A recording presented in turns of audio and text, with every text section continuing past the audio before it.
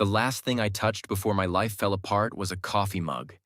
Just a plain white ceramic mug sitting on the edge of the cafe counter. And the second my bare fingers wrapped around it, the vision slammed into me like a freight train with no brakes. 3 men. Identical faces. One of them looking at me like I was either the answer to a prayer or the beginning of a war. I dropped the mug. It shattered on the tile floor, hot coffee spraying across my sneakers.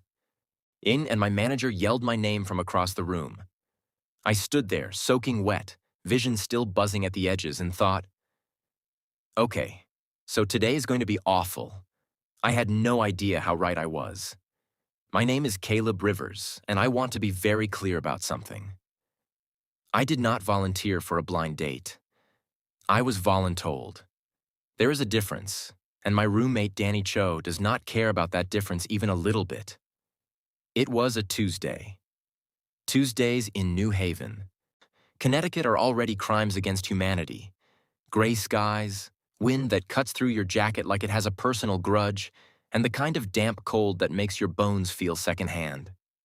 I had a 9 a.m. lecture on organic chemistry, a shift at the campus cafe from noon to 4, and exactly $11.43 in my bank account. I was not in the market for romance. I was in the market for a working space heater and maybe a sandwich. But Danny had that look on his face when I got back to the dorm. The look that meant he had already made a decision and was now simply informing me of it. "You have a date tonight," he said, not looking up from his laptop. I dropped my bag on my bed. "I have chemistry homework and leftover rice." Both of those things are sad. He finally looked up. "Caleb, you haven't been on a date in 14 months. Your love life has developed dust. Like actual dust. I've been busy. You talked to a houseplant for 20 minutes last week. Gerald is a good listener." Danny pointed at the door. 7 p.m. Rosewood Bistro on Chapel Street. "Wear the blue shirt. It makes your eyes look less tired." I opened my mouth to argue. Then I accidentally touched his laptop charger with my bare hand, and the vision hit me. Danny, grinning, watching me walk out the door tonight. He already knew how this ended. I hated when that happened. But here's the thing about my ability that nobody tells you in the superhero brochures. It is deeply, profoundly inconvenient. Psychometry sounds incredible on paper. Touch an object, see its history, know its secrets, uncover hidden truths. Very mysterious, very dramatic. What the brochures leave out is that you cannot shake hands, borrow pens, use public handrails, or pick up anything at a thrift store without accidentally downloading a stranger's entire emotional biography directly into your brain. I have worn gloves since I was 9 years old and accidentally touched my teacher's coffee thermos and saw her entire divorce in 3 seconds flat. That was not a good day for either of us. I keep thin leather gloves in every jacket pocket. Fingerless ones for summer. Thicker ones for winter. I tell people it's a circulation thing. Most of them believe me. Danny knows the truth because Danny has seen me grab a library book barehanded and immediately sit down on the floor. The visions are not always clear. Sometimes they're just flashes. Emotion more than image. Heat. Grief. Joy. The feeling of someone's memory bleeding into mine like watercolor on wet paper. But sometimes they're crystal, like the mug this morning. 3 identical faces. One of them staring at me like I was something he hadn't expected and didn't know what to do with. I didn't know who they were yet. I should have put my gloves on and gone home. Rosewood Bistro was the kind of restaurant that made me feel poor just by existing near it. White tablecloths, candles that actually flickered like they meant it. A menu with no prices on my side, which, and I cannot stress this enough, is a threat, not a courtesy. I stood outside on the sidewalk in my blue shirt, the November wind absolutely destroying the 30 seconds I'd spent on my hair. And I thought seriously about turning around and going back to my rice. But Danny had looked so smug. So I pushed the door open. The hostess smiled at me in that specific way that meant she had assessed my net worth in under 2 seconds and found it lacking. I gave her the reservation name. Apparently Danny had made one under Rivers, party of 4, and she led me to a table near the window. Party of 4. I had assumed blind date meant one person, one stranger. Manageable levels of awkward. I sat down at the empty table, picked up the cloth napkin with my gloved hand, and scanned the restaurant. A couple near the back, an older man reading the menu, a group of suits by the bar laughing at something on a phone. Nobody who looked like they were waiting for me. I exhaled. Maybe they canceled. Maybe I get to go home. Maybe fate has finally decided to be kind to Caleb Rivers for once in his... The door opened, and the entire restaurant went quiet. Not dramatically quiet, not movie quiet. Just that specific kind of hush that happens when someone walks into a room and every animal instinct in every person present says, "Pay attention." I turned around, and my stomach dropped straight through the floor. There were 3 of them. Same height, same broad shoulders, same sharp jaw that looked like it had been carved by someone who was showing off. Same dark hair. Though one wore his pushed back, one let his fall across his forehead, and one kept his so precisely styled it looked architectural. Identical faces. 3 pairs of eyes that swept the room like they owned it. Because, I would later learn, they basically did. The one in front moved like silence, had a physical form. Dark suit, no tie. Expression that could generously be described as mildly inconvenienced by the concept of other people. His eyes landed on me. He looked away immediately, like I was furniture. The one on the left had a slight smile, soft, almost warm, and he was already looking around the room like he was genuinely curious about being here. His gaze found mine, and he gave a small, easy nod, like we'd already met. The one on the right was not smiling. He was scanning the room with the focused intensity of someone doing threat assessment. When his eyes hit me, they stopped. He didn't look away. I did. I grabbed my water glass with both gloved hands, took a long sip, and had a very serious internal conversation with myself. Those are 3 people, Caleb. 3. Your blind date is apparently triplets. This is not normal. This is a crisis. You should leave. You should absolutely. You're Caleb Rivers, the quiet one, already standing at my table. I looked up. Yeah, I said. And you're 3 people. His expression didn't change. Observant. This was going great. Observant, he said. I set my water glass down very carefully, not because I was nervous, because the glass was slippery and I had exactly 0 desire to add spilled water on a terrifying stranger to tonight's list of disasters. I prefer thorough, I said. There are 3 of you, that's a fact. Facts are important. The quiet one, the one who moved like silence, had a physical form, pulled out the chair across from me and sat down like he was doing the chair a favor. His brothers took the remaining seats on either side without being invited, without asking, not without any of the normal social rituals that humans use to acknowledge that other humans exist in a room. Just sat, like they'd already decided. I looked at all 3 of them. They looked back. The one on my left, the almost warm one, smiled first. I'm Archer. This is Easton. He nodded toward the quiet one directly across from me. And that's Reed. He tilted his head toward the one on my right, who was still watching me with that unnerving, unblinking focus. I nodded slowly. Okay. And which one of you thought a blind date with 3 people was a reasonable concept? Silence. Archer's smile twitched wider. Easton looked at me like I had asked a question in a language he was still deciding whether to learn. Reed said nothing. He picked up the menu. I looked at Archer because he seemed the least likely to make me feel like a bug under glass. I'm serious. I prepared for one awkward dinner. I did not prepare for a panel interview. It's not a panel interview, Archer said. You're sitting in a triangle formation and nobody introduced themselves until I made a comment. That's literally what a panel interview is. The corner of Easton's mouth did something. It wasn't quite a smile. It was more like his face briefly considered the concept of amusement and then filed it away for later. I caught it anyway. Filed that away too. The waiter appeared. Young guy.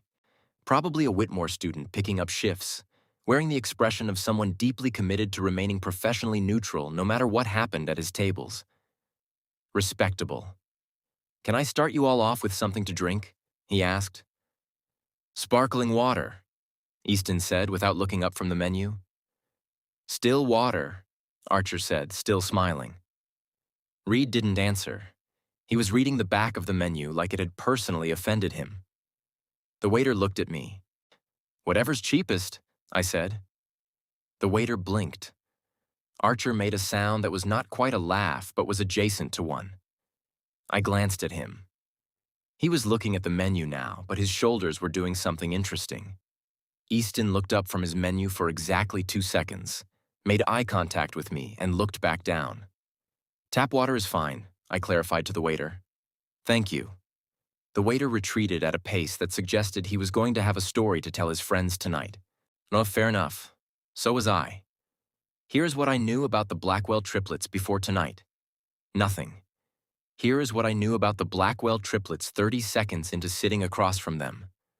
One of them ran his fingers along the edge of the menu with the controlled precision of someone who handled expensive things every day and had stopped noticing.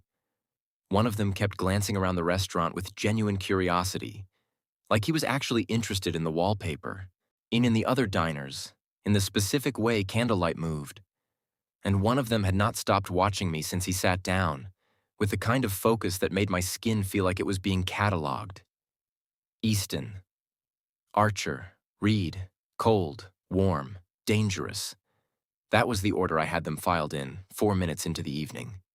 My instincts about people were usually correct. The psychometry helped. Background radiation of emotion that leaked off objects and sometimes off people too. And if they were feeling something strongly enough. Right now, sitting at this table, something was leaking. It wasn't clear enough to read. More like pressure, the way the air feels before a storm decides to commit. Low and close and a little bit electric. I kept my gloved hands in my lap and told myself it was just the restaurant. So, Archer said, setting his menu down with the ease of someone who had already made his choice. Danny told us you study biochemistry. Pre-med, I corrected. Danny has a habit of summarizing things incorrectly to make them sound more impressive. I study pre-med, and I also survive on dining hall pasta and borrowed lecture notes. Not as glamorous. Pre-med is impressive on its own, Archer said. Thank you. It's also expensive, exhausting, and my organic chemistry professor genuinely believes sleep deprivation builds character. So, I picked up my own menu. Mostly to have something to look at that wasn't 3 identical faces. What do you 3 do, other than attend dinner in formation? We run a company, Archer said. I waited for elaboration. None came. I looked up. What kind of company? Multiple kinds, Easton said. I stared at him. That's not an answer. It's a complete sentence. So is the sky is blue. Doesn't mean it tells me anything useful. Archer made that almost laugh sound again. Now Reed put his menu down and looked at Easton. Something passed between them. The specific wordless communication of people who have shared a face their entire lives and learned to speak in expressions instead of syllables. Easton's jaw shifted slightly. Real estate, he said finally. Finance, development. We manage the Blackwell Group. I knew that name. Everyone in New Haven knew that name. The Blackwell Group had built half the new development on the east side of the city. Their family held packed territory spanning 3 counties. They were the kind of old money that had been old for so long it had fossilized into something permanent. I looked at the 3 of them over the top of my menu. Then I looked at the menu. Then I looked back at them. And you 3, I said slowly, are on a blind date, set up by my roommate Danny Cho, who I now realize I have severely underestimated as a chaos agent. He's persuasive, Archer agreed. He told me this was dinner with a few interesting guys. I set my menu down. I thought that meant like 2 finance students and maybe a grad student with a podcast. Reed spoke for the first time since sitting down. His voice was lower than his brother's, not dramatically so, just enough that it registered differently, landed heavier. Disappointed? He asked. I looked at him directly for the first time since the table introduction. He was watching me the way he'd been watching me since he walked in, that cataloging focus, like he was paying close attention and had no particular intention of stopping. Recalibrating, I said. There's a difference. Something shifted in his expression. Not much, just enough. I looked away first, again. I was going to keep losing that particular staring contest, and I already knew it. The food came. Archer ordered for himself with the comfortable ease of someone who came to places like this regularly, but hadn't lost the ability to read a room. Easton ordered with minimal words and maximum specificity. Reed ordered by pointing at the menu, which the waiter somehow interpreted correctly. I ordered the second cheapest entree and did not make eye contact with anyone while doing it. Archer noticed. Of course he noticed. He had the attentive energy of someone who cataloged people naturally, and the way some people collected baseball cards or vintage stamps. Not predatory, just deeply, quietly interested in how humans worked. You can order what you actually want, he said, low enough that it didn't carry past our table. I did, I said. He held my gaze for a beat. Soft brown eyes. The kind of eyes that didn't push, just waited. I picked up my fork and refused to elaborate. Here is the exact moment everything shifted. Not dramatically. Not the way it happens in movies, and where violins swell and the lighting changes, and someone says something perfectly crafted. It was quiet. Almost stupid in how small it was. Easton reached across the table for the small breadbasket between us at the exact same moment I did. His hand closed over the edge of the basket. My gloved fingers landed on the back of his hand by accident. Barely a second of contact, fabric against skin. And the vision didn't come. That had never happened before. I touched something and got nothing. Not a flash, not even static. Just silence. A blank, clean, total absence of anything. Like his history was locked behind a door I didn't have the key for. I pulled my hand back immediately. Took a bread roll. Looked at my plate. My heart was doing something strange and rhythmic that I chose not to examine too closely. Easton said nothing. He took a roll, set the basket back, and resumed eating like nothing had happened. But his jaw was tight, and he didn't look at me again for the rest of the meal, which was somehow worse than when he had. I spent the next 11 minutes being extremely normal about it. I ate my pasta. I answered Archer's questions about my pre-med program with complete sentences. I did not stare at Easton's hands. I did not think about the blank silence where a vision should have been. I did not replay the half-second of contact on a loop like my brain was a broken projector stuck on one frame. I was fine. I was completely, totally, 100% fine. You went quiet, Reed said. I looked up from my plate. He was watching me. Still. Again. With that same focused, unhurried attention that made me feel like he had all the time in the world and had decided to spend some of it on me specifically. I'm eating, I said. You stopped. I'm resting between bites. It's called pacing. Very sophisticated dining technique. His mouth did something. Not quite a smile. It more like his face acknowledged that I had said something and was reserving judgment on whether it deserved a reaction. I went back to my pasta. Across the table, Easton cut his steak with the precise, unhurried movements of someone who had never once in his life eaten a meal standing over a sink. Every motion controlled, every gesture deliberate. Like even the way he held a fork was a decision he had made and committed to. I was not watching him. I was just aware of him. Peripherally. The way you're aware of a fire exit sign. Not the thing you're focused on, but the thing your brain has quietly logged as important without consulting you first. Danny said you work at the campus cafe, Archer said. Danny says a lot of things, I replied. Danny is a man with no filter and deeply questionable judgment who I will be having a full conversation with when I get home tonight. Archer smiled. He mentioned you'd say something like that. Of course he did. I pointed my fork loosely in Archer's direction. He planned this whole thing, didn't he?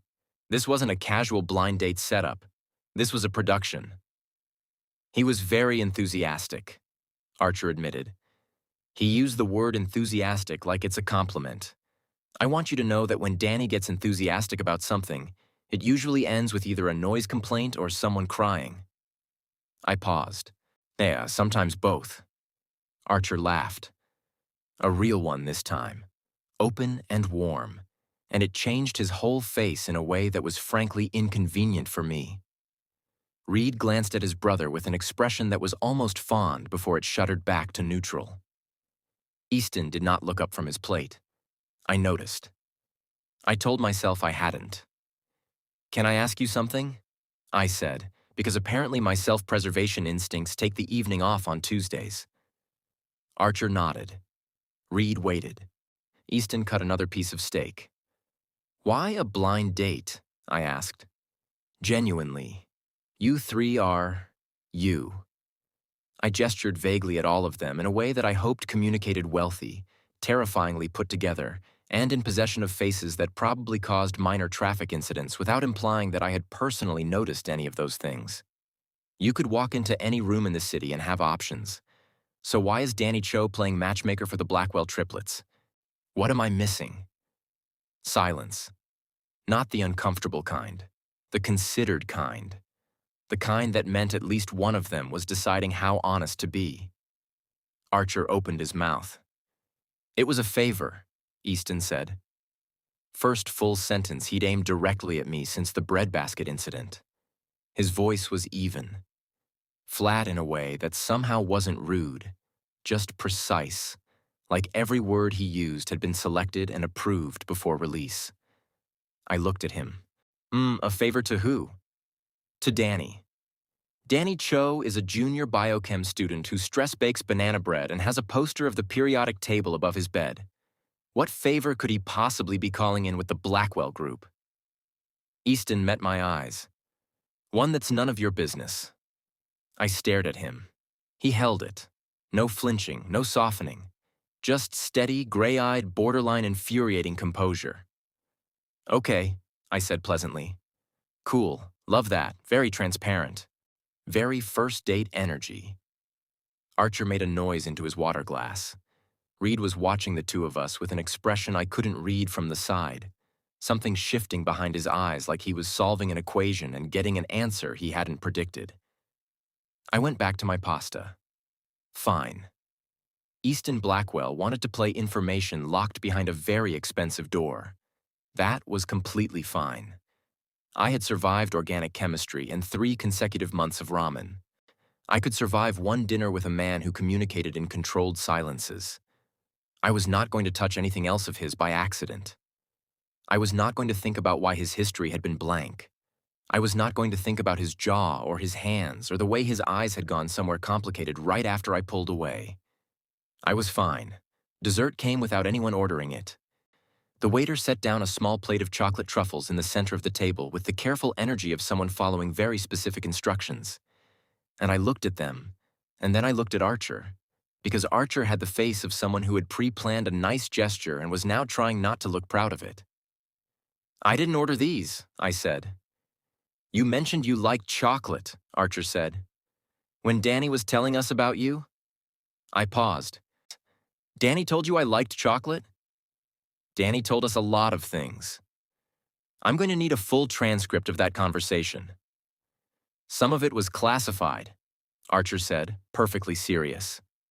Classified. I looked at him. You're telling me there is classified information about my chocolate preferences? And your study habits, and the time you fell asleep in the library and someone put a sticky note on your forehead that said, "Do not disturb. Aquagenius at work." I closed my eyes for exactly 3 seconds. "I will be changing my locks," I said, "and possibly my name." Archer laughed again. Warm and easy, like it cost him nothing. I picked up one of the truffles with my gloved fingers and ate it before I could think too hard about the fact that someone had paid attention to a small detail about me and acted on it. It was just chocolate. It didn't mean anything. It tasted really good. The check came. Easton took it before it fully touched the table. Not dramatically. Not in a look-at-me gesture. Just a quiet reach, like it was automatic. Like the idea of anyone else paying hadn't occurred to him as a possibility worth considering. I watched him slide a card into the holder without looking at the total. "You don't have to do that," I said. "I know," he said. I had money. I had $11.43. That was technically money. "I know," he said again, or in exactly the same tone. I narrowed my eyes at him.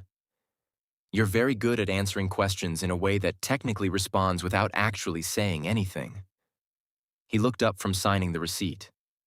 His eyes met mine across the table and stayed there for a beat longer than necessary. "I know," he said for the third time.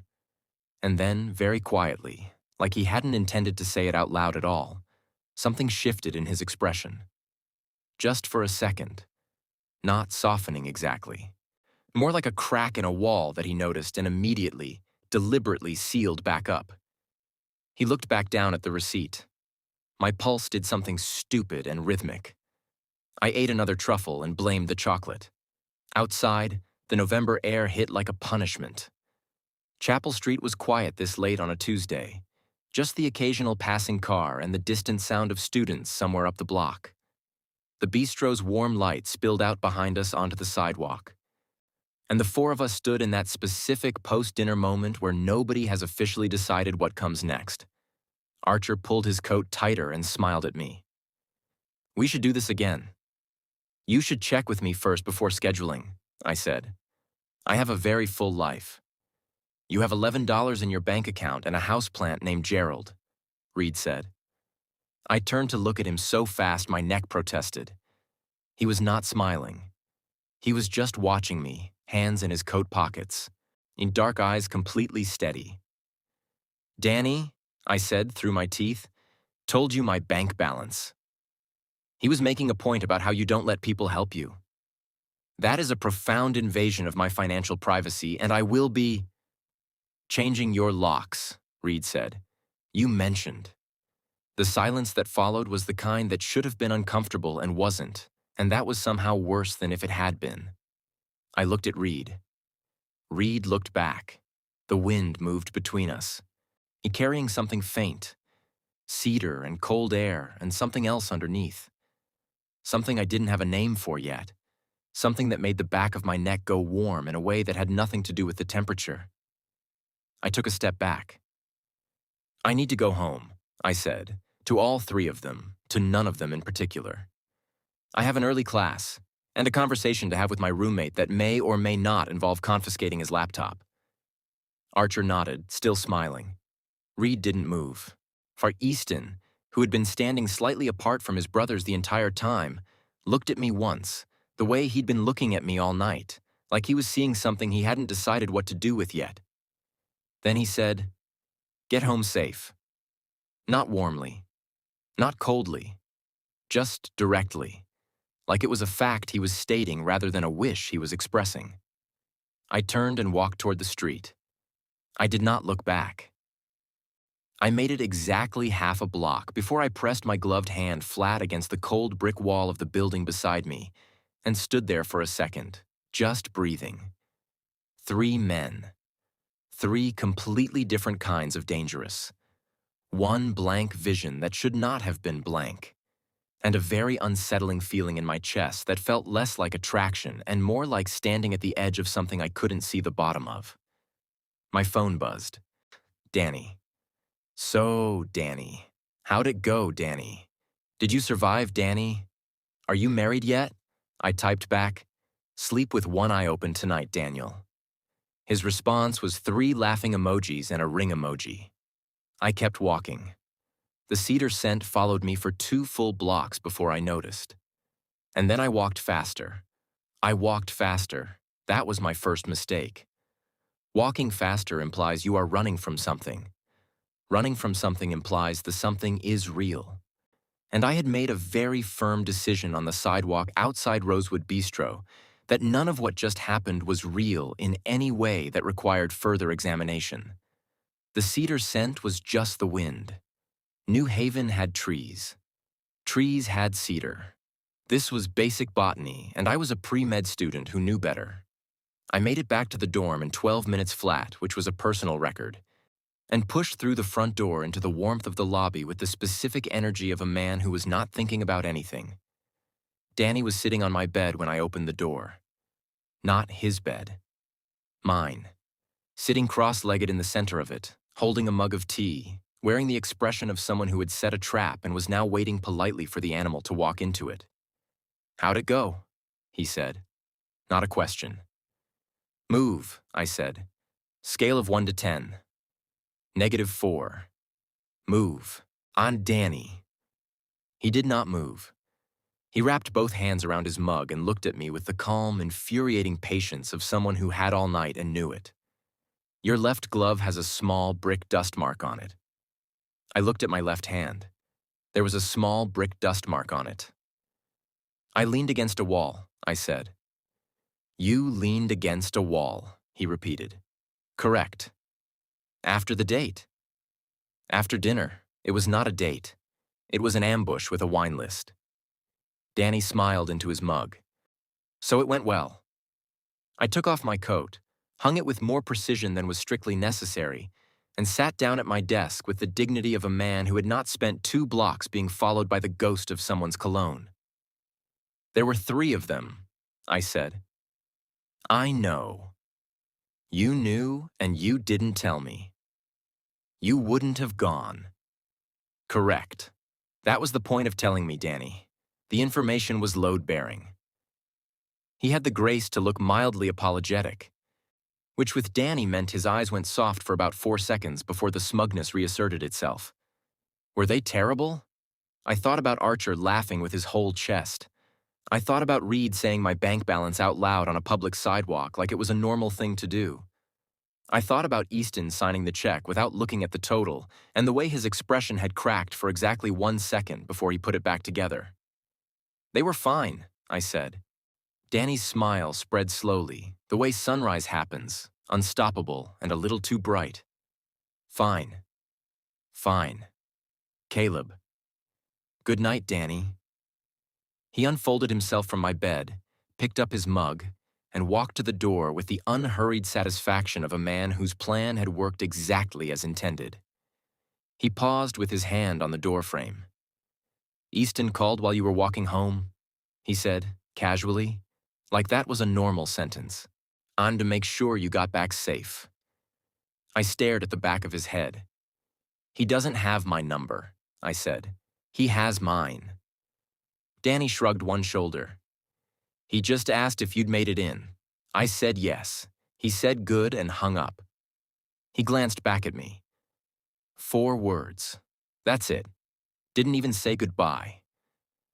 The silence in the room was very loud. "Good night, Danny," I said again. He left. I sat at my desk for a long time after that, staring at my organic chemistry notes without reading a single word. I'm thinking about a man who had looked away first and then called to check if I got home. 4 words. That's it. I was fine. The next morning arrived with the specific cruelty of a 7 a.m. alarm on a Wednesday, which is just a Tuesday that knows it has more days left to punish you. I showered, dressed, pulled on my gloves, and went to the campus cafe for my shift, which started at 8 and ended at noon and usually involved 3 things: bad espresso machine pressure, overly chatty undergrads, and the deep personal satisfaction of being the only person in the building who actually knew how to calibrate the bean grinder. The cafe was small and warm and smelled like dark roast and something faintly cinnamon, tucked into the ground floor of one of the older buildings on campus. The kind of place with mismatched chairs and chalkboard menus and a corner window seat that students fought over during finals week like it was contested territory. I liked it, and it was manageable. Everything in it was familiar, which meant no accidental visions from unexpected objects, which meant I could move through my shift with my gloves on and my brain mostly to myself. I was 30 minutes in, restocking the pastry case, when the door opened. I didn't look up. Door opens, customer enters, standard sequence of events. Then the room did that thing again. That specific, subtle hush. I looked up. Archer Blackwell was standing at the counter, wearing a gray sweater and the expression of someone who was genuinely delighted to be exactly where he was, which in my experience was not a common expression for anyone to have at 8:30 on a Wednesday morning. He saw me. His face did the thing where it got warmer, which I had now cataloged as his default reaction to seeing something he liked. "Hi," he said. I straightened up slowly. "You go to Whitmore?" "Graduate program, Sir Architecture." He glanced around the cafe with the same open curiosity he'd aimed at the bistro the night before, like every room he entered was something worth examining. "I've walked past this place 100 times. Never came in. And today you did. Danny mentioned you worked here." I put both gloved hands flat on the counter. "I need you to understand something about Danny Cho. He's very forthcoming," Archer said. "He is a one-man information breach, and I'm considering legally changing my entire identity." Archer laughed, and the two undergrads at the corner table looked up from their laptops to locate the source of the sound, because it was the kind of laugh that made you want to know what was funny. "Can I get a coffee?" he asked. "That's what we sell here," I said. "What kind?" "Whatever you'd recommend." I studied him for a second. Open posture, easy smile. The kind of person who asked for recommendations because they were actually curious what you'd choose, not because they were indecisive. "Medium roast," I said. "Black. The Ethiopian blend we have today is good." "Perfect." I made it. He watched me work with that same attentive, interested focus, and it wasn't uncomfortable the way Reed's focus had been uncomfortable. Reed's attention felt like being studied.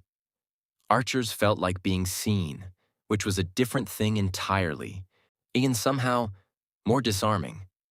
I slid the cup across the counter. He wrapped both hands around it without checking the temperature first and took a sip. "That's really good," he said, like he was surprised, which was a little insulting. "I know it is," I said. He smiled, took another sip. Then, with the casual ease of someone who had been planning to say something and was only now finding the right moment, he said, "Easton wants to apologize." I stopped wiping down the counter. "For what?" I said carefully. "For being Easton." Archer said it without any particular weight, like it was a sentence he'd said before. "He knows he came across cold last night. He's aware of how he sounds sometimes. He doesn't always know how to adjust it in the moment." I thought about gray eyes and a jaw that went tight. I thought about a check taken without discussion and a 4-word phone call made through a third party. "He could apologize himself," I said. "He's working on that," Archer said. "Actively? At his own pace." Archer looked at me over the rim of his cup. "Which is slow, in the interest of full disclosure." I leaned against the counter. "And Reed? Does Reed have anything to communicate through diplomatic channels?" Something flickered across Archer's expression. Quick and unreadable. But Reed communicates in his own way. His own way being stating personal financial information in public? "He does that when he's trying to understand someone," Archer said. "He finds a fact about a person and says it out loud to see how they react. It tells him something about who they are." I stared at him. That is genuinely one of the strangest things I've ever heard. "He's genuinely one of the strangest people I know," Archer said simply. And I've known him my entire life." The espresso machine hissed behind me. Another customer came in, a girl with a backpack and headphones and the 1,000-yard stare of someone running on 4 hours of sleep. I took her order, made her latte, handed it over, and she left without ever fully surfacing from whatever internal world she was operating in. When I turned back, Archer was still there. "You don't have to keep coming to places I work," I said. "As a general life principle." "I wasn't planning to make a habit of it," he said. "I just wanted coffee, and to say that last night wasn't nothing, for any of us." He set his cup down on the counter and met my eyes directly, without the buffer of a smile. "Easton doesn't do things for no reason. He doesn't go to dinner, he doesn't answer favors, he doesn't do any of this. So, whatever last night was, it wasn't nothing." The cafe was warm. The coffee smelled like dark roast and something cinnamon. The corner window seat was occupied by two students who had no idea they were witnessing something I didn't have a name for yet. "That's a lot of information for 8:45 in the morning," I said. Archer picked up his coffee and smiled, softer this time. "I know. Sorry." He turned toward the door. "He's going to text you, by the way, eventually. So when he figures out how. He doesn't have my number. He'll figure that out too." He pushed the door open and the cold November air came through for just a second before it closed behind him. I stood at the counter. The cedar scent hit me 2 full seconds after he left. Not Archer's scent. Something underneath it, clinging to the air where he'd been standing, faint and familiar in a way that made no sense. I pressed one gloved hand against the counter and breathed through it. And Easton hadn't been here. But his scent had followed his brother through the door, and it sat in the warm cafe air like an answer to a question I hadn't known I was asking. My phone buzzed on the shelf behind me. Unknown number. One message. "This is Easton. Archer said I should text. I don't know what to say yet. I'll figure it out." I read it 3 times. Then I saved the number. I told myself it was just in case. That lasted approximately 4 hours. By the time my shift ended at noon, I had looked at Easton's text 6 times. Not to respond, just to read it again. Just to confirm it still said what it said the first 5 times. I don't know what to say yet. I'll figure it out. Who texts someone that? Who sends a message that is essentially a placeholder for a future message and somehow makes it worse than just saying nothing? Who does that?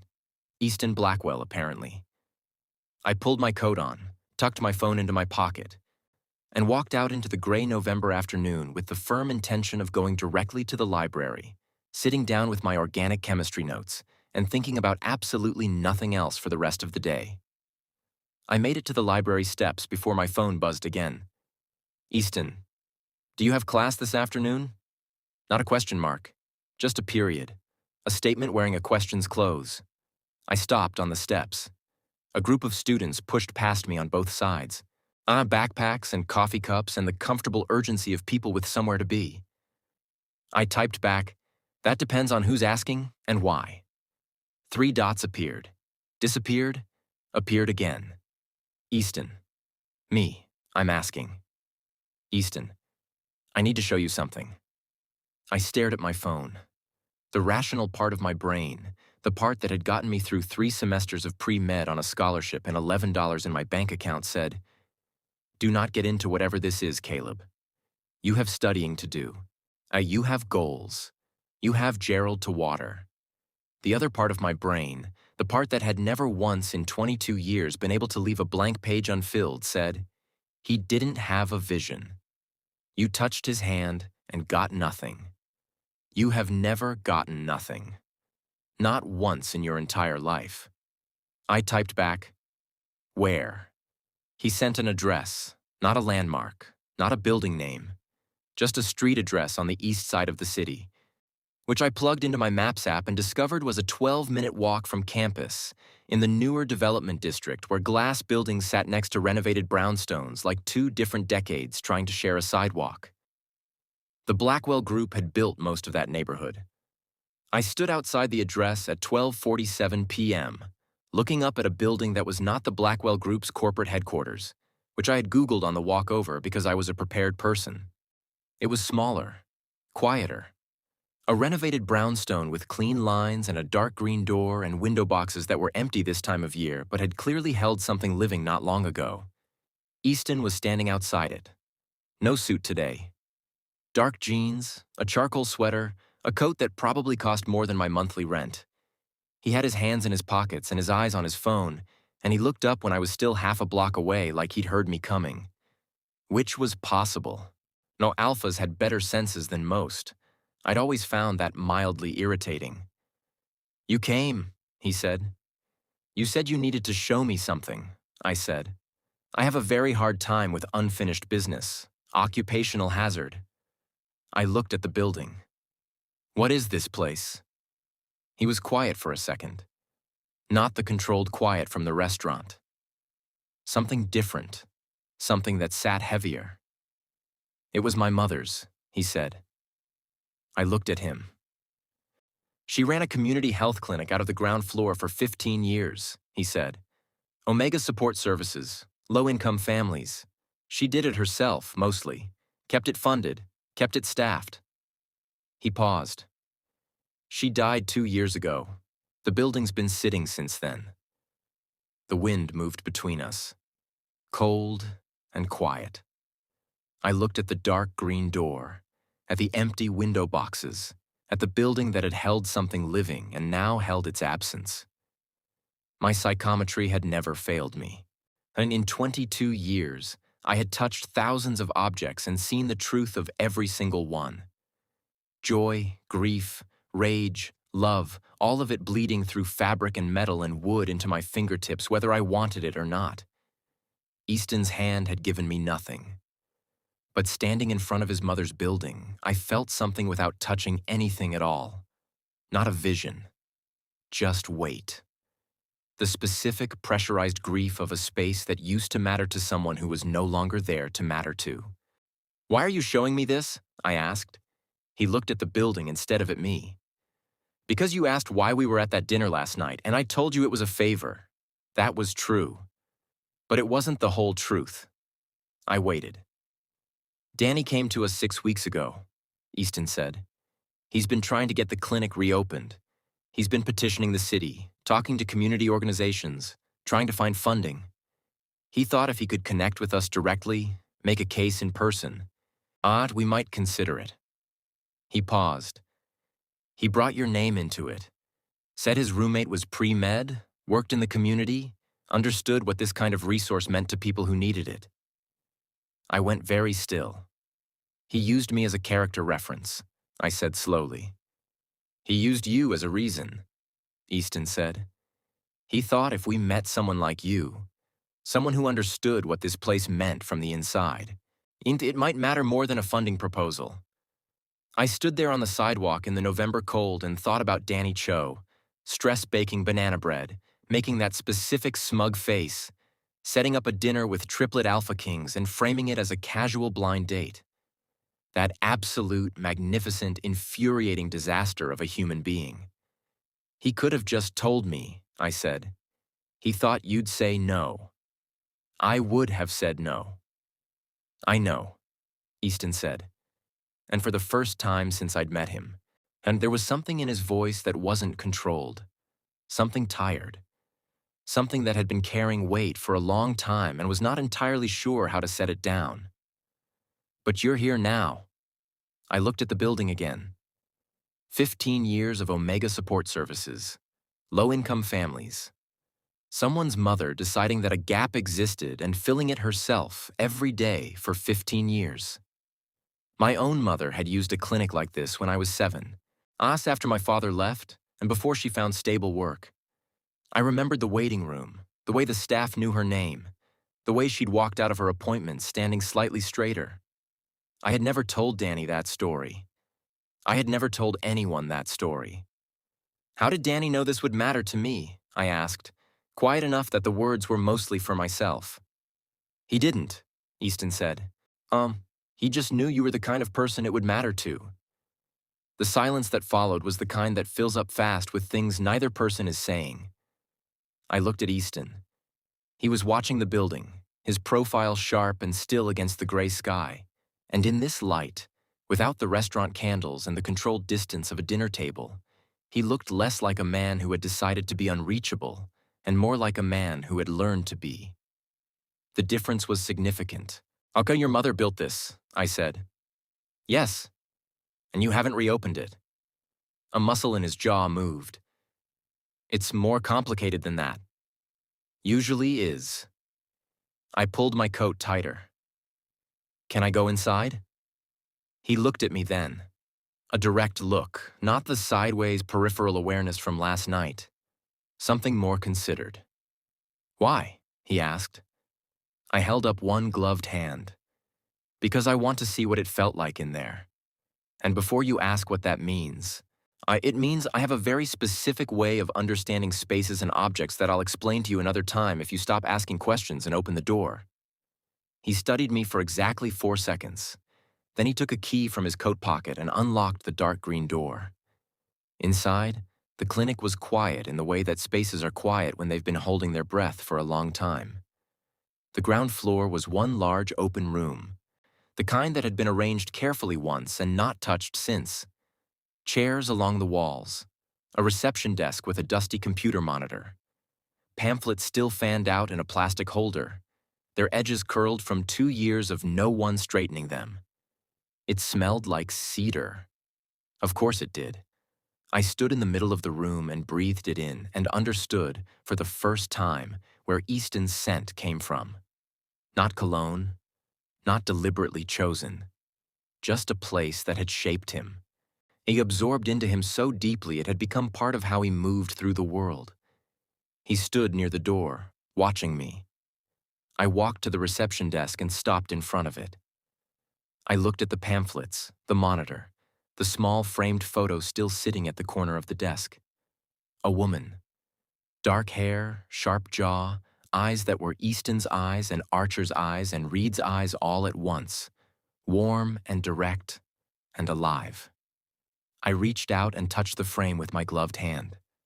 Nothing. The glove blocked it, same as always. I hesitated. Then I pulled the glove off my right hand.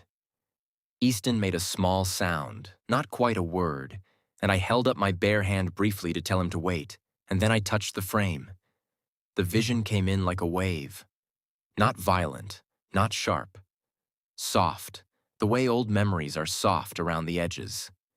A woman laughing in this exact room, sunlight coming through windows that weren't covered yet. Chairs full of people. A child coloring on the floor. Someone crying quietly in a corner while another person sat beside them and didn't try to fix it, just stayed. The smell of coffee from a machine that had since been unplugged. A door opening and closing, all day because people kept coming and there was somewhere for them to go.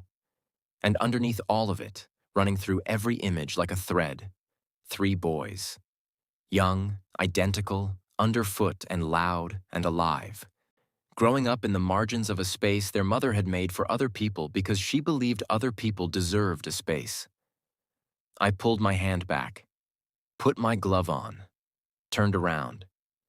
Easton was still by the door, but he had gone very still, watching me with an expression I hadn't seen on him yet. Not controlled, not closed. Something stripped back, open in a way that looked like it hurt slightly. "What did you see?" he asked. His voice was quiet. "Her," I said. "And the 3 of you. When you were small." I paused. "She was the kind of person who made rooms feel safe." His throat moved. "Yeah," he said. "She was." The silence between us was different now.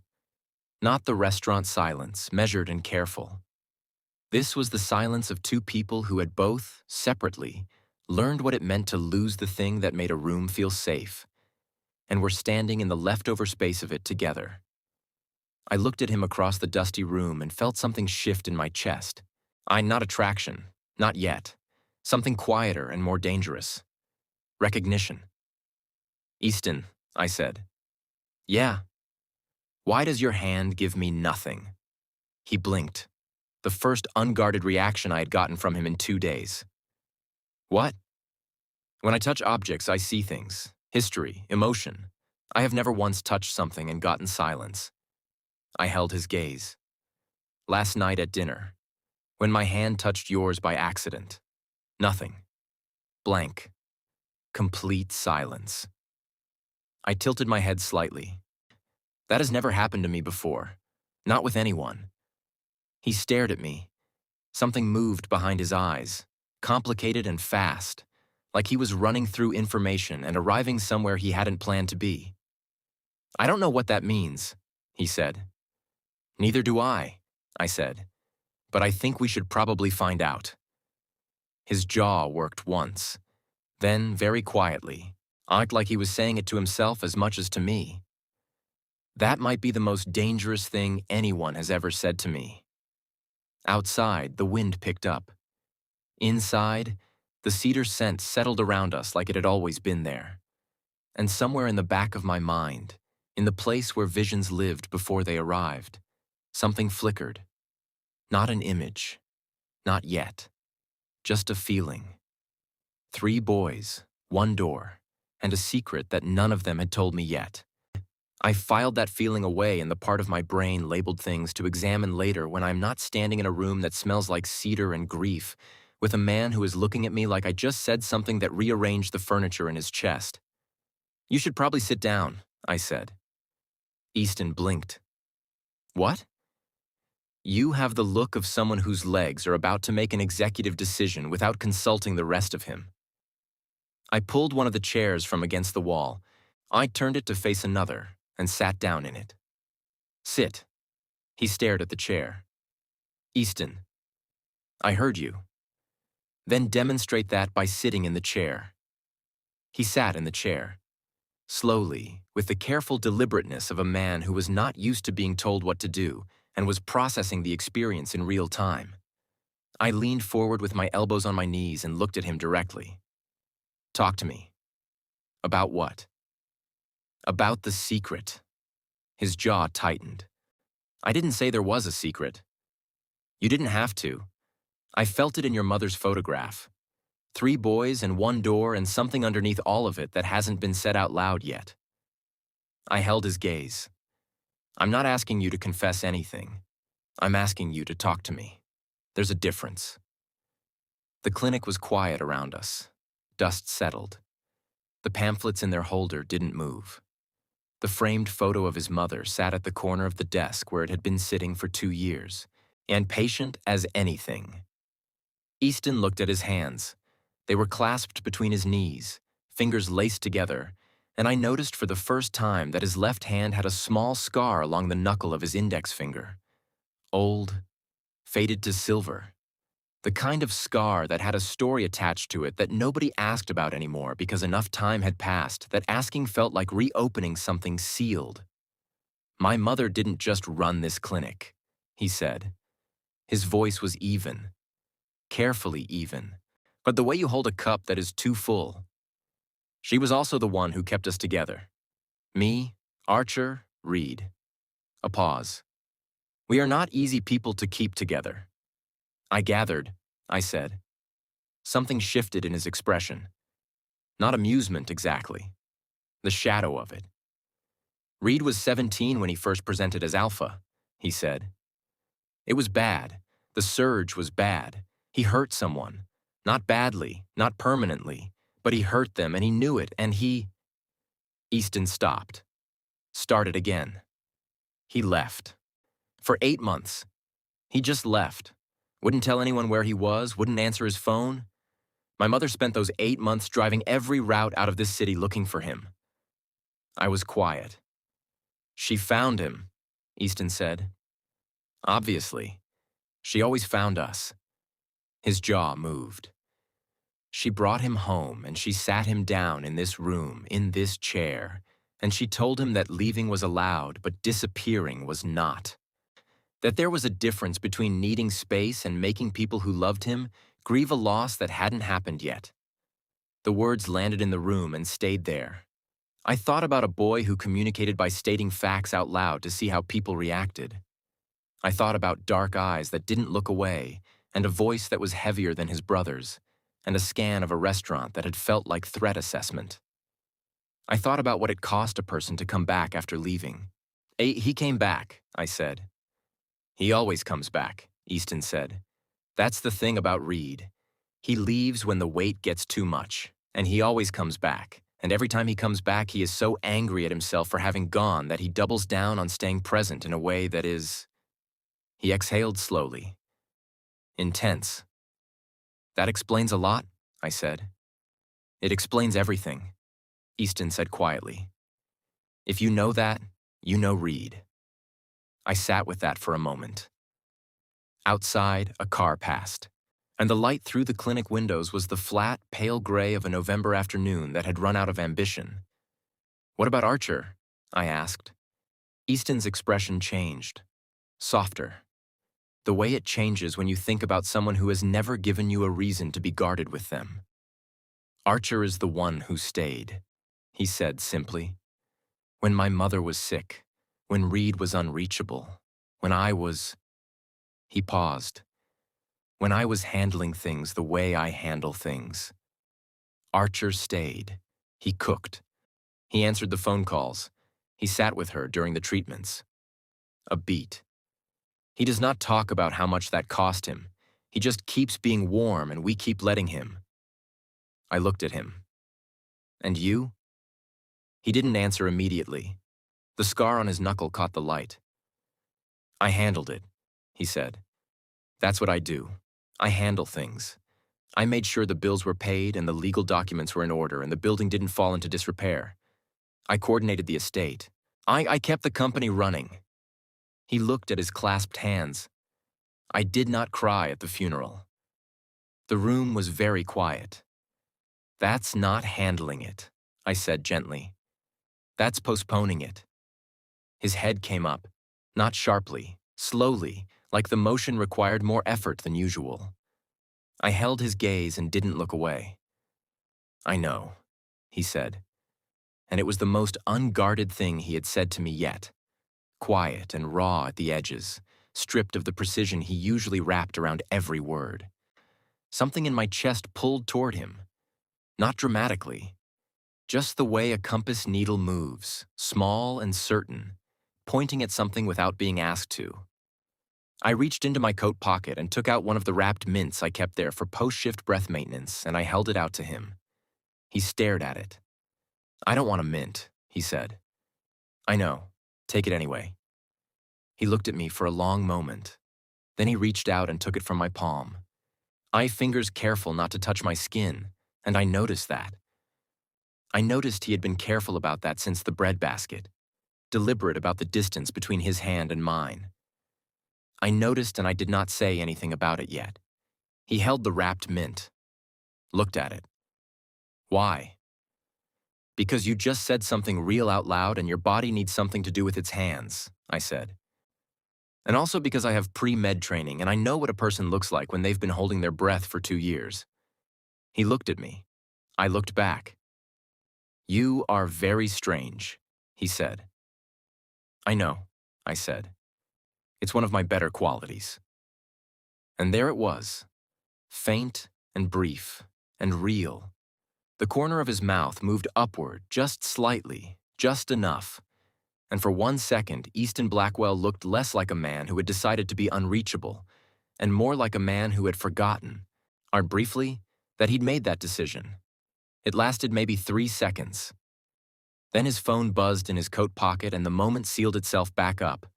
Not gone, but tucked away, filed somewhere both of us would come back to. He checked the phone. His expression shifted back into the controlled version, but not all the way. Something remained. A looseness around his jaw. A slight drop in his shoulders. Archer and Reed are outside, he said. I blinked. Both of them. Apparently. He looked at me. I didn't tell them to come. And yet here they are. I leaned back in my chair. Your brothers have a very fluid relationship with the concept of personal space, you know that? I've known it for 31 years, he said. I've made peace with it. I stood, straightened my coat, and pulled my gloves fully back on. I looked around the clinic one more time. The chairs, the desk, the photo, the pamphlets with their curled edges. "You should reopen it," I said. He stood too. "It's complicated." "You keep saying that." I looked at him. "What's the complicated part? Funding, staffing, or the fact that walking back in here means admitting that 2 years is long enough to have postponed something?" His jaw worked. "Both," he said. "All three." "Okay," I said. "Then we figure out all three." He looked at me with that direct, considering look. I'm the one that meant he was taking me seriously in a way that felt different from how most people took me seriously. Not because I was impressive or because I had said something smart. Because I had said something true and he recognized the difference. "You said we," he said. "I did. You've known me for less than 24 hours. I know, I'm a fast reader." I walked toward the door. Also, Danny already involved me in this without my consent. So I might as well be involved with my consent. It'll feel better for everyone. I put my hand on the door. Behind me, Easton said, "Caleb." I turned. He was standing in the middle of the clinic, in the pale gray light, holding a wrapped mint he had not opened, and looking at me with an expression that was so many things at once I couldn't have cataloged them all even without my gloves on. "Thank you," he said, "for coming." I nodded once. "Thank you for the door." I pushed it open. The cold air hit me, and there on the sidewalk were Archer and Reed, standing exactly one person apart, both of them looking at me with expressions that told two completely different stories. Archer looked warm and unsurprised, the way he looked at everything. Reed looked at me with that dark, focused attention, and then passed me at Easton coming through the door behind me. And something moved across his face that was fast and complicated and gone before I could name it. "How'd it go?" Archer said. "We talked," I said. "That's a miracle," Reed said flatly, without heat. Behind me, Easton made a sound that was almost a laugh. I looked at all three of them on the sidewalk, in the November cold, identical faces carrying three completely different versions of the same grief, and felt that flickering thing again in the back of my mind. The place where visions lived before they arrived. Something was coming, and I just didn't know yet whether to be afraid of it or not. "All right," I said. "Somebody buy me coffee? I have things to say to all three of you, and I say them better with caffeine." Archer's whole face lit up. Reed turned and started walking like the destination had already been decided. Easton fell into step beside me, close enough that his coat sleeve brushed mine, and said nothing. But he had put the mint in his pocket. He kept it there the entire walk. I did not make a big deal of that. Internally, I made a very big deal of that. The coffee shop Reed chose was not the campus cafe. It was a place called Grounds on Elm, 3 blocks from the clinic, the kind of spot that had exposed brick and mismatched pendant lights and a chalkboard menu written in the handwriting of someone who had clearly studied calligraphy and wanted you to know it. The kind of place that cost $4 more than anywhere else and justified it with atmosphere. I ordered a medium drip coffee because I had $11 and some dignity. Archer tried to pay. I moved my hand faster. He let me win that one, but his expression said he was logging it for later. We took a table near the back window, the 4 of us arranged in the same instinctive formation as the night before. Easton across from me, Archer to my left, Reed to my right. I noticed the pattern. I suspected they didn't. I wrapped both gloved hands around my cup and looked at all 3 of them. "Okay," I said, "here is what I know." Nobody stopped me. Danny set this whole thing up not as a blind date, but as a meeting. He used me as a character reference for a clinic reopening proposal without telling me that's what he was doing. You 3 agreed to the dinner because of the proposal and possibly out of curiosity. The clinic belonged to your mother. She died 2 years ago and it's been closed since. I paused. Did I miss anything? Archer shook his head slowly, looking at me with something between admiration and mild concern. Reed was watching me the way he always watched me, steady and close. But there was something different in it today. Something that had been there since I walked out of the clinic with Easton behind me. A tightness around his eyes that wasn't quite tension and wasn't quite recognition, and was something I didn't have a clean name for yet. Easton said, "You didn't miss anything." Good.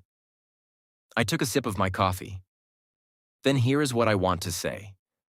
I set the cup down. I'm not angry about the setup. I understand why Danny did it, and I understand why you agreed. What I am is fully informed now, which means if any of us wants to keep talking, we do it honestly. No more favors dressed as coincidences. No more classified information about my chocolate preferences. Archer's mouth curved. Agreed, Easton said. Reed said nothing. He was turning his coffee cup slowly on the table, 1/4 rotation at a time, and watching it like the motion required his attention. I watched him for a second. Reed, I said. He looked up. You've been quiet since we left the clinic. I'm always quiet, he said. Sayonara, you're a different kind of quiet right now. I tilted my head. What did you see when Easton came out the door? The table went still. Archer set his cup down. Easton looked at Reed with an expression that was careful in a way that told me this was a known minefield, a path they had all walked around before without mapping it. Reed looked at me for a long moment. Then he looked at his coffee cup. Then back at me. He looked lighter, Reed said. Easton, are coming out of that building. A pause. He hasn't looked lighter in 2 years. The honesty of it landed in the room with no warning. No setup, no softening, just a fact stated plainly because Reed had apparently decided that facts were the only currency he trusted. I looked at Easton. Easton was looking at the table. Okay, I said quietly. Thank you for saying that. Reed nodded once, went back to turning his cup. We stayed in that coffee shop for 2 hours. Not talking about the clinic the entire time. Talking the way people talk when they are figuring out whether they trust each other, circling the real subjects through smaller ones. Archer told me about his graduate thesis, something about adaptive design in community spaces, and I told him about the research assistant position I was applying for in the spring, and how the professor running the lab had the energy of a man who believed in sleep deprivation as a spiritual practice. Now Reed asked me 3 questions the entire 2 hours, each one direct and specific and carrying more weight than the words themselves. And I answered all 3 without flinching because I had noticed by now that flinching was what he was testing for. Easton mostly listened, but he was present in a way he hadn't been at the restaurant. Something had shifted in him since the clinic. Something small but load-bearing, like a single bolt tightened in a structure that had been slightly off balance. And I noticed. I was getting good at noticing things about them without appearing to. At some point, Archer went to order a second round, and Reed's phone buzzed and he stepped outside to take a call, and it was just me and Easton at the table for approximately 4 minutes. He looked at his cup. I looked at my cup. I'm going to ask you something, I said, and you can tell me it's none of my business. Ask, he said. Your hand. I kept my voice even. You've been careful about it since the breadbasket last night, making sure we don't make contact. You noticed what happened when we touched accidentally, and you've been managing the distance since then. I held his gaze. Why? His jaw moved. Because I don't know what it means, he said, and I don't do well with things I don't understand. That's honest, I said. You asked for honesty. I did. I turned my cup slowly. For what it's worth, I don't know what it means either. I've had this ability my entire life, and that has never happened. Not once. Not with any object. Not with any person.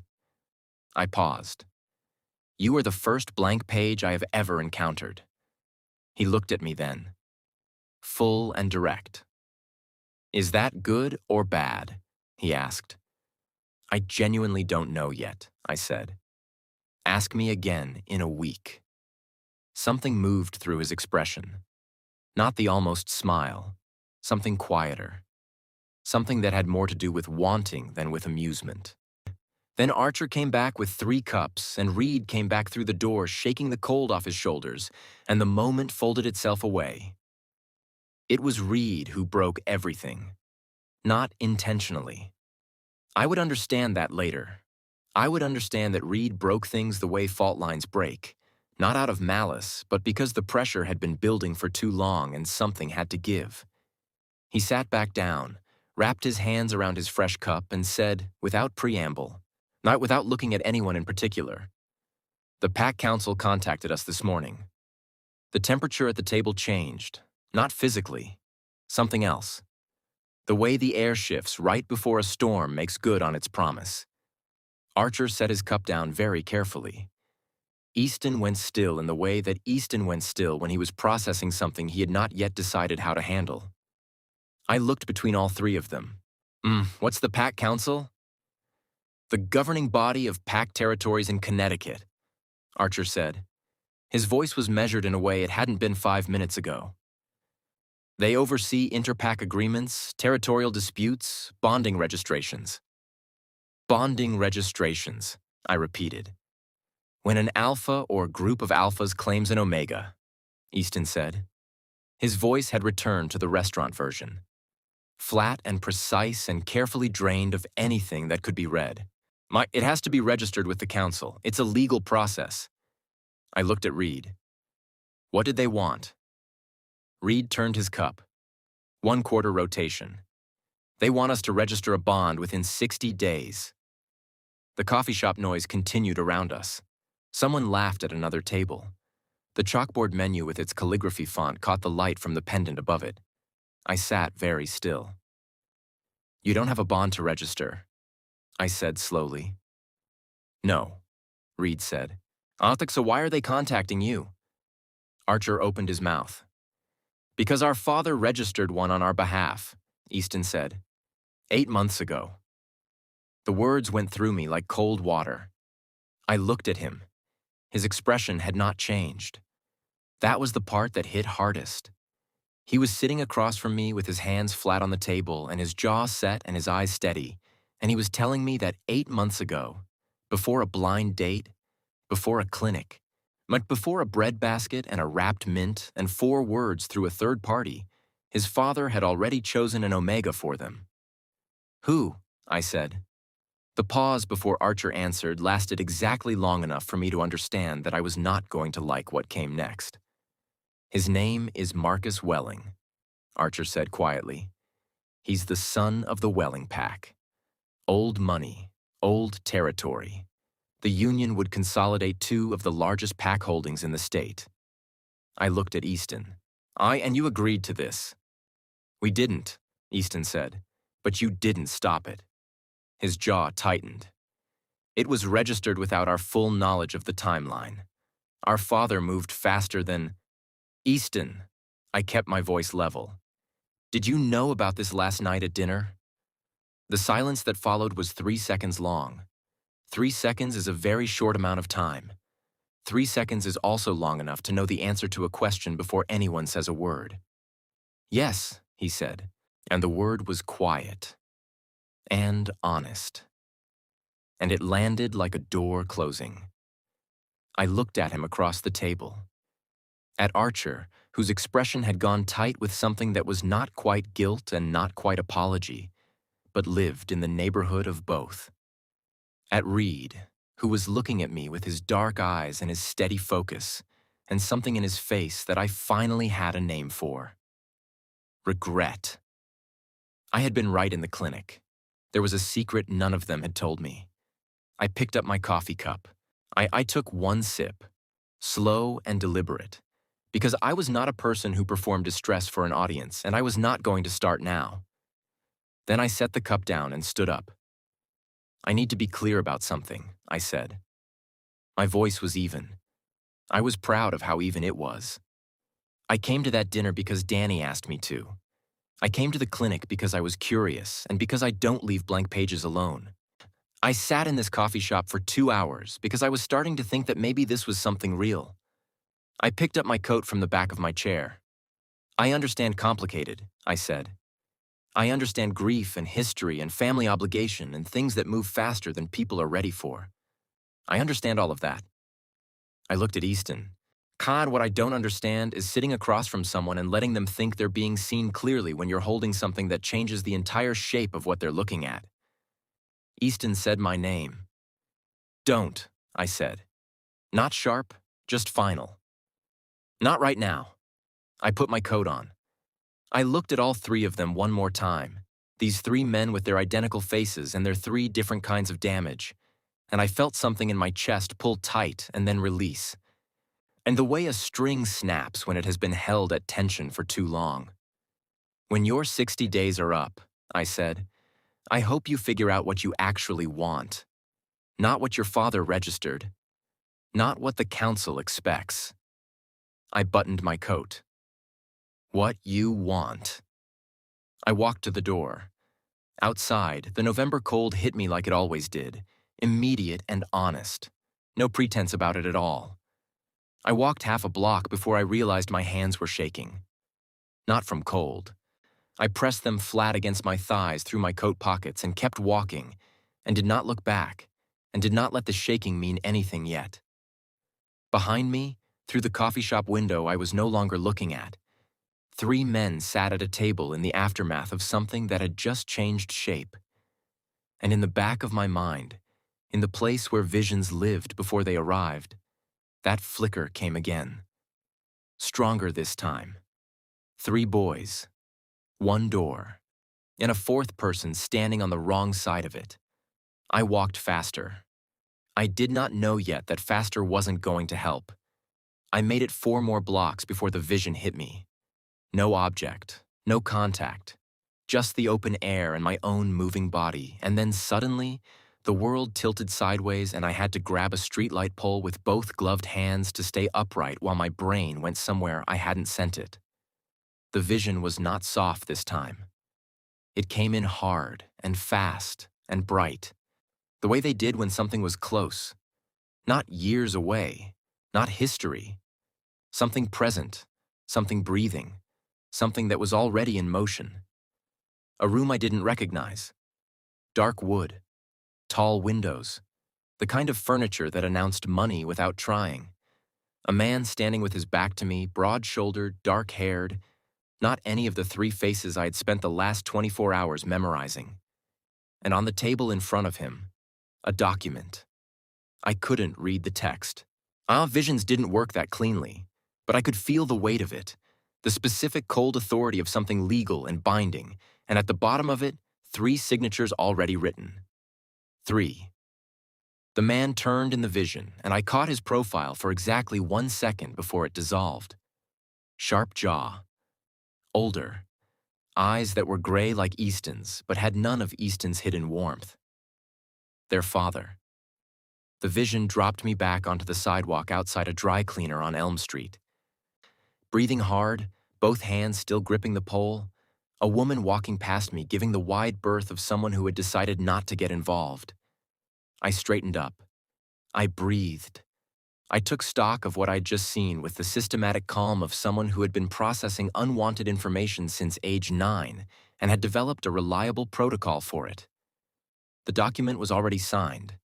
Not by Easton, not by Archer or Reed, by their father on their behalf, which meant the 60 days Reed had mentioned this morning was not a warning. It was a deadline. And something about the weight of that document, the cold authority I had felt through the vision, told me it was not the kind of thing that dissolved quietly just because 3 brothers decided they didn't want it. I let go of the pole, pulled both gloves straight, stood on the sidewalk in the November cold and made a decision. Not about them. Not yet. About myself first, which was the order things had to go in if you wanted the decision to actually hold. I was Caleb Rivers, pre-med junior, scholarship student, $11 in my bank account and a houseplant named Gerald, and an ability that had never once given me a blank page until yesterday. I had survived things that had nothing to do with triplet alpha kings and pack council deadlines, and I had survived them by being clear about what I could control and honest about what I couldn't. What I couldn't control. Whatever their father had signed. Whatever history existed between the Blackwell family and the Welling pack. 60 days counting down on a clock I hadn't known existed until 40 minutes ago. What I could control. Whether I walked away from a blank page without understanding why it was blank. I had never in my life been able to leave a blank page alone. I took out my phone.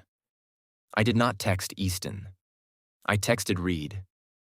"What's your father's name?" Nah, the response came in 40 seconds, which told me Reed was still at that table, still holding his phone, still in the specific kind of still that meant he was waiting to see what I did next. Theodore Blackwell. Why? I typed. Because I just had a vision on Elm Street and I need to know if what I saw was current or past. 3 dots. Gone. Back. Call me. I called him. He picked up before the second ring. "What did you see?" he said. No greeting, no preamble. Just the question, a direct and immediate. "A room," I said. "Dark wood, tall windows, a man with gray eyes and a document on the table in front of him. 3 signatures already on it." I paused. "Your father?" The silence on Reed's end lasted exactly 5 seconds. "Yes," he said. "The signatures, were they yours?" "No." His voice was flat. "Our father has legal proxy over certain pact decisions. It's an old arrangement. It was supposed to be a formality." A beat. He moved on it without telling us the full scope of what he'd filed. "So you genuinely didn't know the extent of it?" "We knew about Marcus Welling," Reed said. "We didn't know the proxy had already been activated. That's what the council's contact this morning was about." He paused. "Easton has been on the phone with our legal team since we got back to the office." I stood on the sidewalk and absorbed that. "Why didn't he tell me that at the coffee shop?" I said.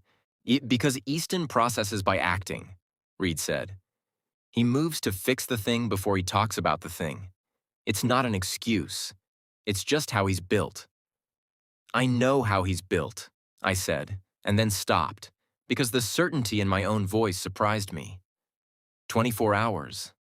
I had known this man for 24 hours, and I had just said, "I know how he's built," like it was a fact I had always had. Reed was quiet on the other end. "Caleb," he said, yeah. Come back." It was not a request dressed as a statement. It was not a command. It was 2 words said in a voice that had very carefully removed everything except the ask itself, stripped down to nothing but honesty, and I understood now why Reed communicated in facts. Because when he didn't use facts, what came out was this: unguarded and direct, and carrying more weight than he probably intended.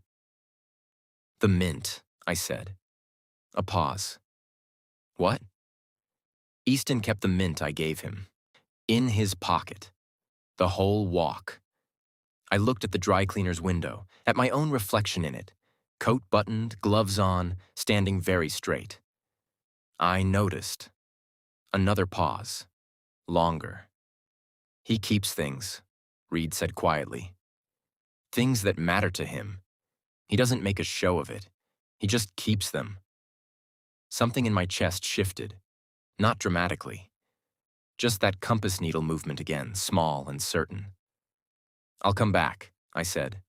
"But I need 10 minutes first." "Take them," Reed said. Son and hung up. I used the 10 minutes to walk to the end of the block and back, twice, which is not as meditative as it sounds when the wind is cutting through your jacket and your brain is running at approximately 300 miles an hour. Here is what I knew. I had walked into a dinner less than 24 hours ago expecting 1 stranger and gotten 3. I had touched a man's hand and received silence, which had never happened, which meant something I didn't have a framework for yet. I had stood in a room that smelled like cedar and grief and felt something I recognized without having a name for. I had spent 2 hours in a coffee shop talking to 3 people who were each, in their own way, the most interesting person I had ever been in a room with. And then one of them had told me the truth, and it had hurt, and I had left. But here was the thing about the truth. It had still been the truth. Easton had told me. Not easily, not first. not without the weight of knowing it would change something. But he had told me. He had not let me walk out of that coffee shop without hearing it. That was not nothing. That was, in fact, the thing I kept coming back to. I turned around at the end of the block and walked back. They were still at the table. All three of them. Nobody had left. Nobody had moved to a different seat or ordered anything new or pulled out a laptop to fill the silence with productivity. They were just sitting in the aftermath of what had happened, each of them in their own version of it.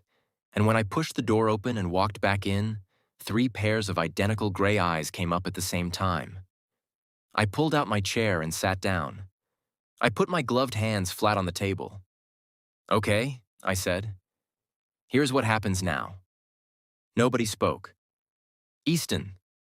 I looked at him directly. He looked back, jaw tight, not something controlled and careful in his expression that I now understood was not coldness.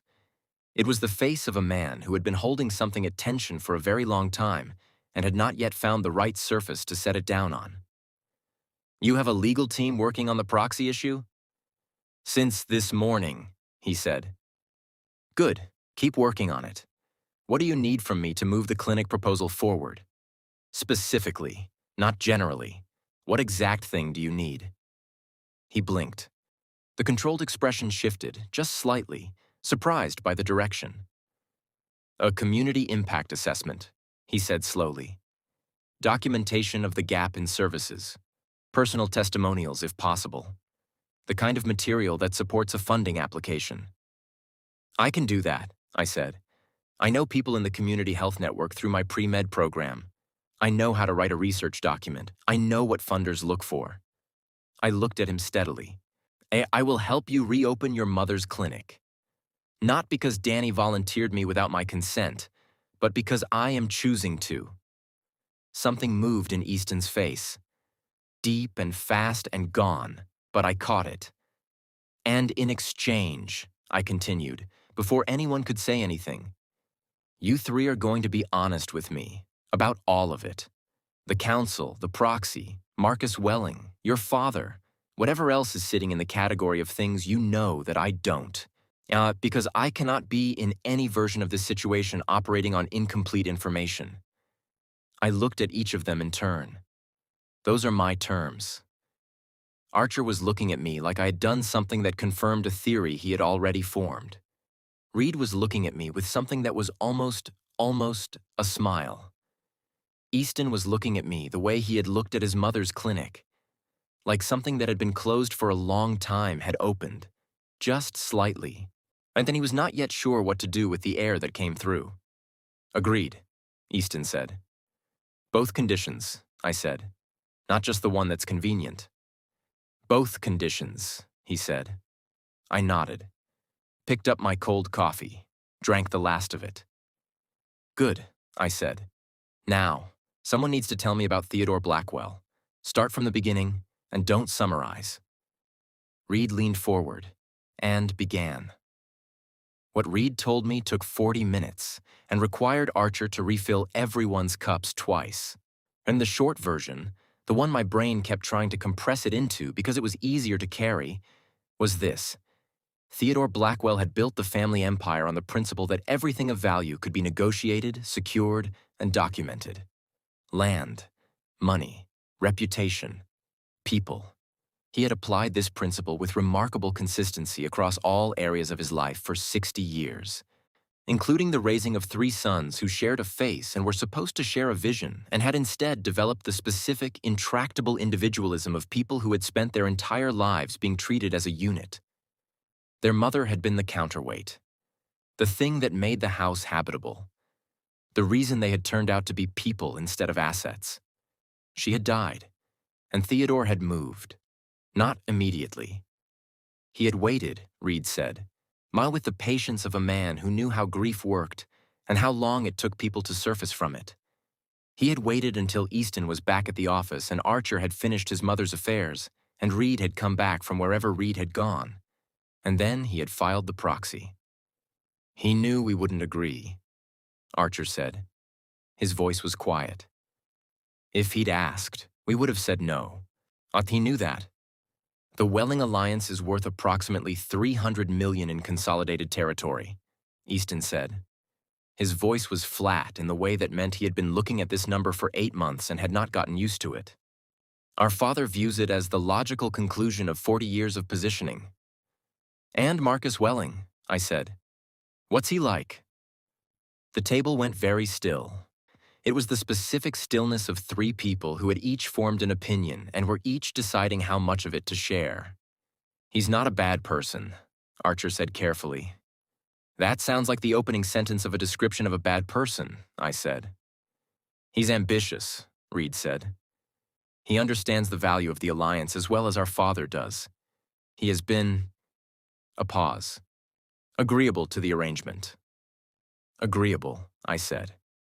Enthusiastically, Archer said. And something in his tone told me that enthusiasm was not the compliment it appeared to be in this context. I looked at Easton. He was looking at the table. His scar caught the light. The one on his left hand, silver and faded, that had a story attached to it no one asked about anymore. Easton, I said. He looked up. Do you want this? I asked. The Alliance, Marcus Welling, any of it. The question sat between us. Specific and direct and impossible to answer with a controlled non-answer. He held my gaze for a long moment. No, he said. The word was quiet and final and cost him something I could see him paying. Okay, I said. I set my cup down, looked at all 3 of them. Then we have 60 days and a legal team and a clinic that needs reopening, I said. I've worked with less. Reed looked at me across the table. And for the first time since I had met him, fully, unguarded, no restraint, Reed Blackwell smiled. It transformed his entire face and lasted approximately 4 seconds, and then it was gone, tucked back behind the steady dark focus I had come to expect from him. But I had seen it. I filed it carefully in the place where important things lived.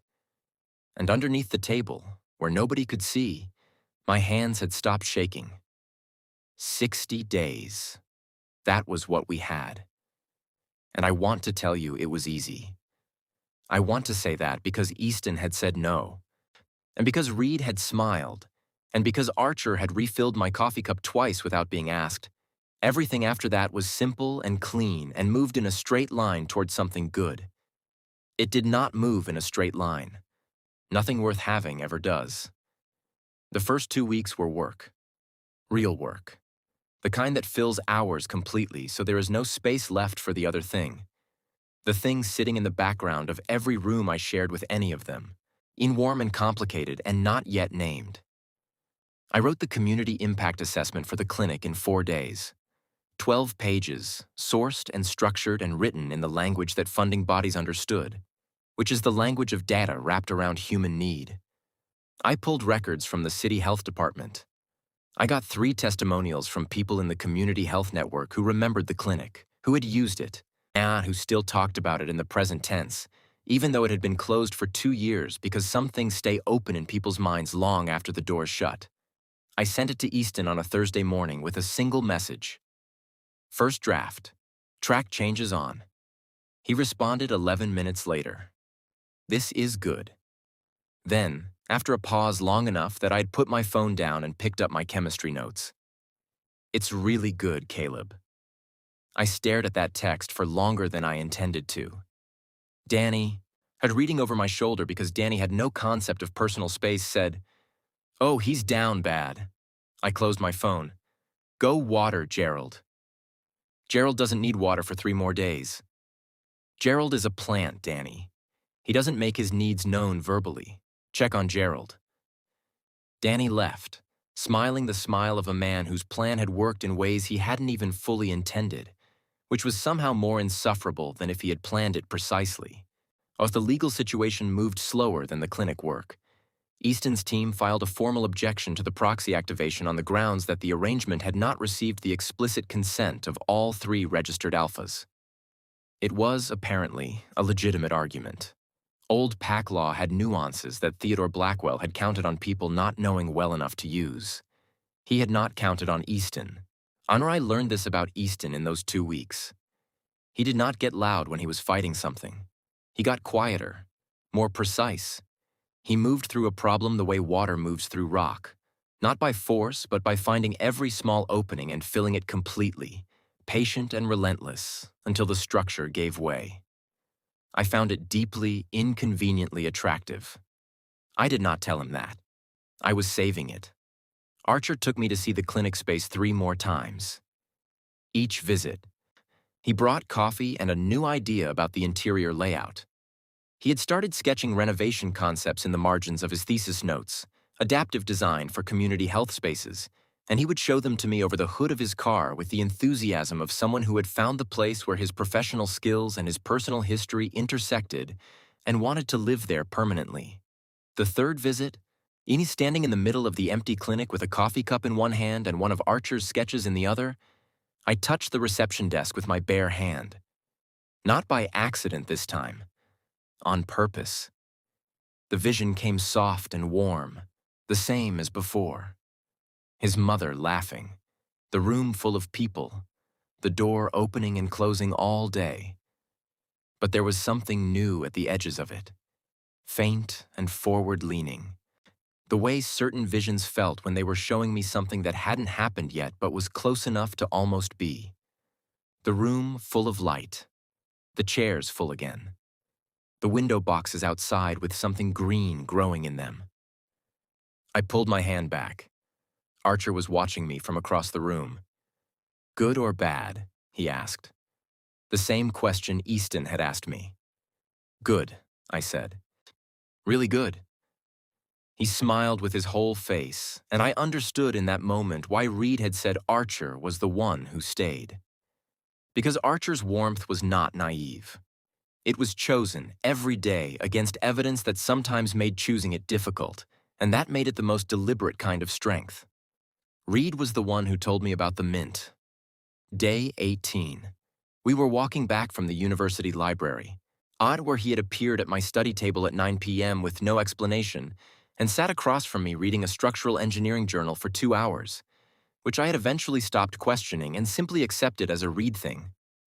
Outside, he fell into step beside me, and after half a block of comfortable silence, he said, Easton put it in his desk drawer. I glanced at him. The mint? Still wrapped. Reed kept his eyes forward. Left side drawer. He opens it sometimes when he's on a difficult call. A pause. He doesn't know I know. I faced forward again. The November cold had shifted over the weeks into something colder, December pressing in at the edges, and my breath made small clouds in the air in front of me. Reed, I said. Yeah. Why are you telling me that? He was quiet for a few steps. Because he won't, he said. And someone should. I nodded slowly. We walked the rest of the way in silence, the comfortable kind. Not the kind that meant 2 people had figured out how to exist in the same space without performing anything. That night I lay in bed staring at the ceiling and thought about a man who kept things that mattered to him without making a show of it. Then I picked up my phone. Are you awake? Easton. Yes, can I ask you something? Ask. The mint. A long pause. Long enough that I watched the screen without blinking. Reed told you. Reed told me. Another pause.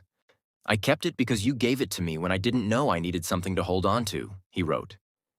And then it seemed important not to throw it away. I read that 3 times. Then I typed, Easton.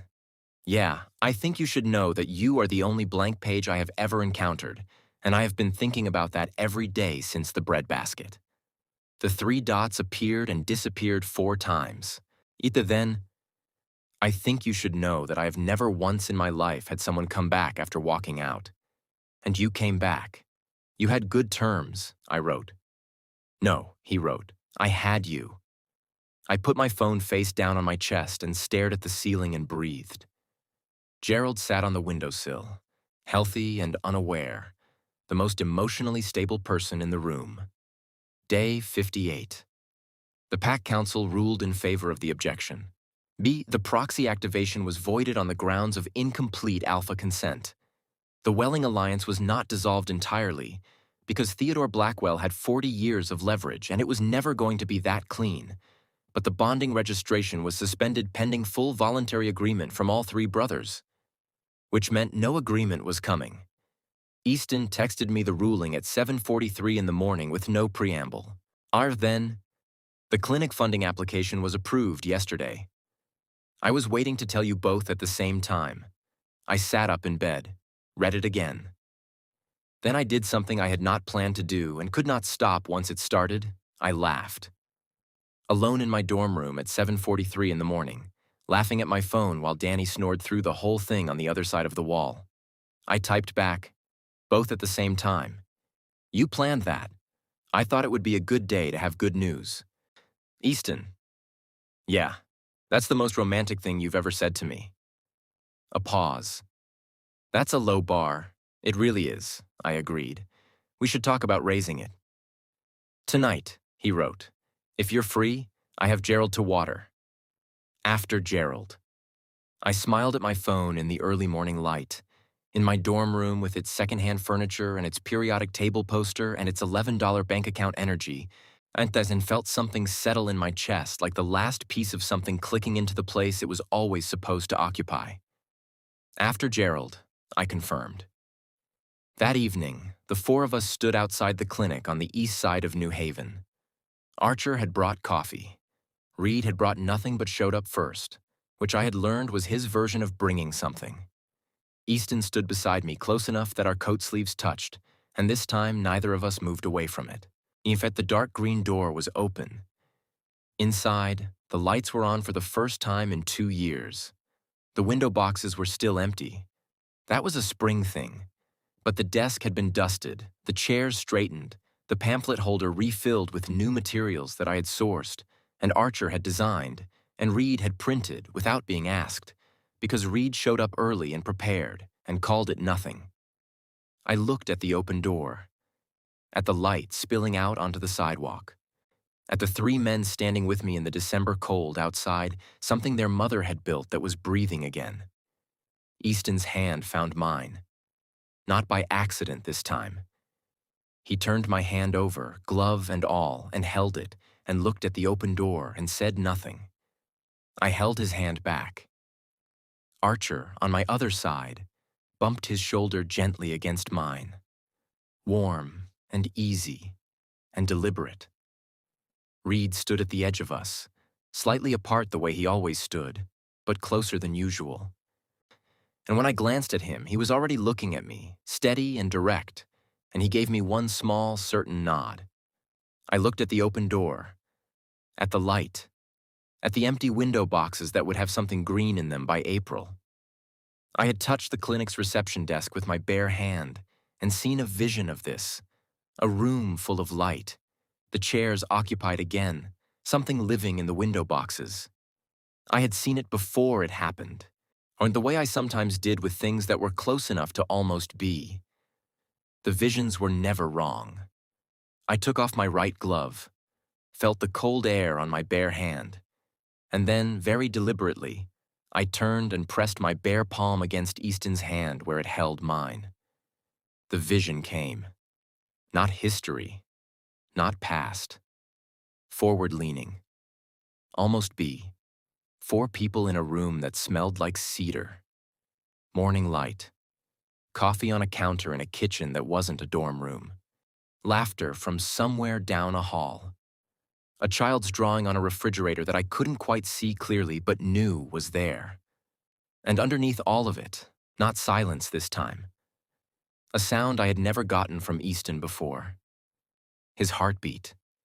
Steady and present and real. I pulled back into myself, into the December cold, into the sidewalk outside a reopened clinic in New Haven, Connecticut. And I looked up at Easton, Nasu, who was watching me with an expression that had nothing controlled about it at all. "What did you see?" he asked. His voice was quiet. I looked at him. At Archer, warm and steady beside me. At Reed, 4 seconds away from a smile he would never fully commit to. "Forward," I said. Easton's hand tightened around mine. and in the clinic behind us, the lights stayed on. Not because anyone had decided they would, just because someone had finally come home and remembered to leave them on. Thank you for watching this story to the end. If you enjoyed this story, you will surely love the next one. It's as crazier and more intriguing as can ever imagine. So do check it out. Hit subscribe. The next story drops soon.